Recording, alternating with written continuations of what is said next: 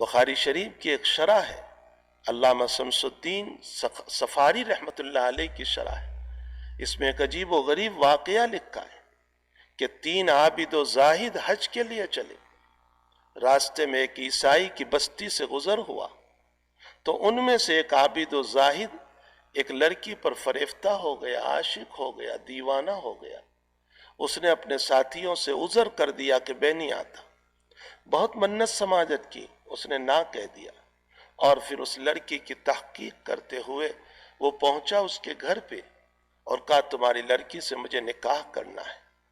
انہوں نے کہا منظور ہے، لیکن ایک شرط، ہمارا مذہب قبول کرنا ہو، عیسائیت کو اختیار کرنا ہو۔ اس نے کہا مجھے منظور ہے، عابد ہے، زاہد ہے، عیسائیت کو اختیار کر لیا۔ وہ ساتھی کچھ وقت کے بعد حج پر کے واپس بستی میں پہنچے، بہت انتظار کیا، 2-4 سال گزر گئے، وہ ساتھی نہیں آیا تو کہا چلو تحقیق تو کر لے۔ جب اس بستی میں پہنچے تو پوچھا کہ ہمارے بھائی کا کیا ہوا؟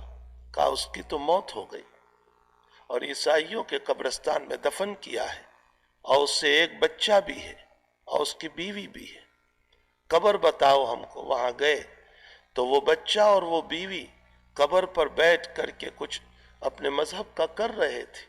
یہ دونوں ساتھی بھی قبر کے قریب گئے اور رونے لگے بہت دیر تک۔